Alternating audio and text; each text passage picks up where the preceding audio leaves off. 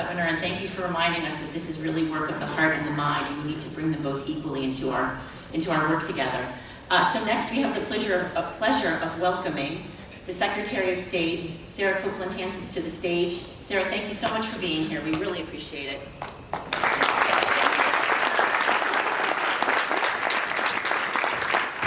Good morning, folks. It's really great to be here with you for breakfast to kick off the second day of this conference. I've heard a lot of great reports from day one of the conference, and so I hope that you all will finish strong here with some good conversation, with some good learning, and a renewed commitment to move forward, expanding the renewable energy assets that we have here in our state of Vermont.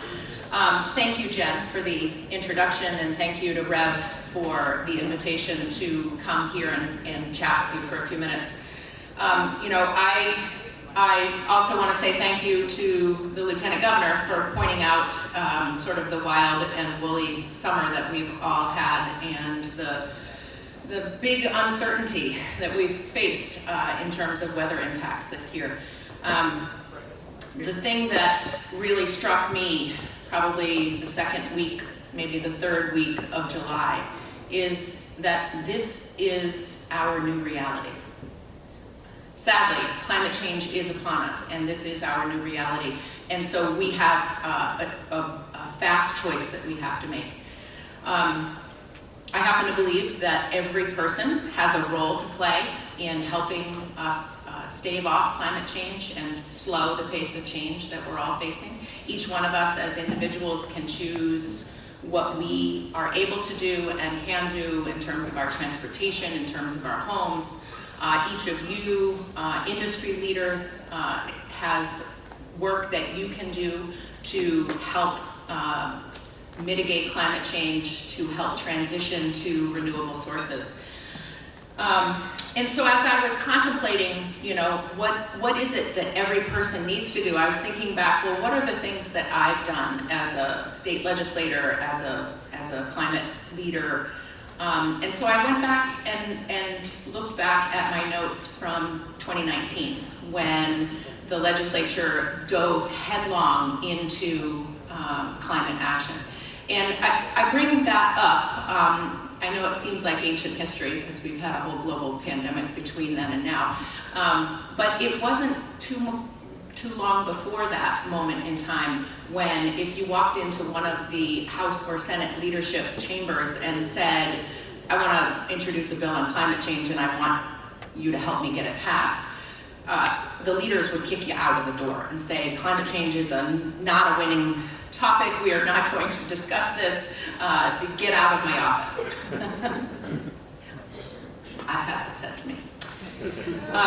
But we set about to intentionally change that, and we set about to change it by going right out to Vermonters and saying, here are the ideas that we have, what's going to work for you? What is the climate solution that you think will work for you? And I want to just share with you what our goals were at that time, right on the cusp of a global pandemic, the things that we were trying to do, because I think you might find a few that you want to come back to. Of course, we were talking about Transportation and Climate Initiative. This is the multi-state negotiation that was underway to help us reduce our carbon emissions in the transportation sector. We were talking about workforce and weatherization, right? We need more builders who know how to weatherize homes so that the homes that we're building new are more efficient, and so that we can retrofit our older homes. Burn less fuel, and that's a really good start. Move into renewable energy for your heat source, that's even better. We were also talking about this really wild concept that we should tell Efficiency Vermont that your core mission now, at this moment in time, is to reduce greenhouse gas emissions. Not just to reduce electricity use, because I think we all know that we actually need to be using electricity in the place of fossil fuels. Imagine transformative, telling our largest efficiency utility that is known across the country and across the world for its great work in helping us save money on our energy bills. Imagine if we told them that their core mission was shifting.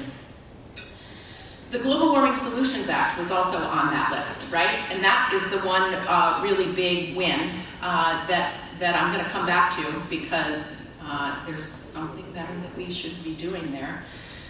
And then, of course, we had also talked in 2019 about moving a 100% renewable energy standard. And that's the big thing that I want us to come back to in the context of where we're going next, because if we can't move to 100% renewable energy, it doesn't matter that I'm driving an electric vehicle if when I plug it in, the power is being generated by solar, or excuse me, by coal or by some other fossil fuel plant far, far away. So we need to come back to the renewable energy standard. However, I started by talking about how every person has a role to play. How many of you are on your energy committee in your town? Excellent, I love it. Of course, there's going to be a lot of you in this room. It's a perfect place for you to be. So how many of you are legislators in this room? Excellent, got a couple legislators. Make sure that you pick their brains after. They're the ones who have already signed up for this task, but they might be able to help you identify some other legislators who could use some more education. We also have several statewide elected leaders. We've got the lieutenant governor, and then batting cleanup will be Treasurer Pichek after this. But there's a statewide leader who has an outsized role that he could play in the climate conversation. And I think what we need to do is we need to start demanding that he play that role. I published an op-ed earlier this summer, sort of inspired in a fit of despair after the tragic flooding in July. And there were a few very distinct things that I called for the governor to do at that moment. The governor needs to direct his appointees to the Climate Council and its subcommittees to treat climate change with the same emergency response intensity that we have all brought to flood relief this summer. The governor needs to get behind 100% renewable energy standard and help push the legislature to work alongside the policymakers in the State House to make this a reality for Vermont.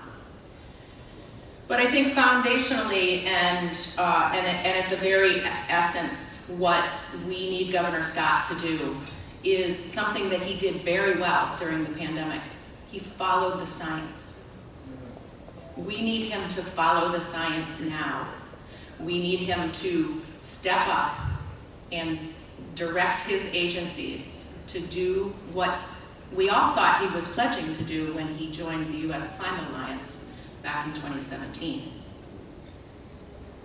So I'm just going to close today by saying, reach out to your electeds, all of them. Every single one of us has a role to play. I'm not going to spout off the things that my agency is doing.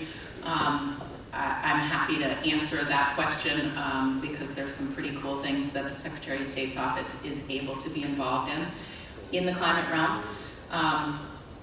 Feel free to reach out to me, but also reach out to all of those other electeds. Thank you and have a great day.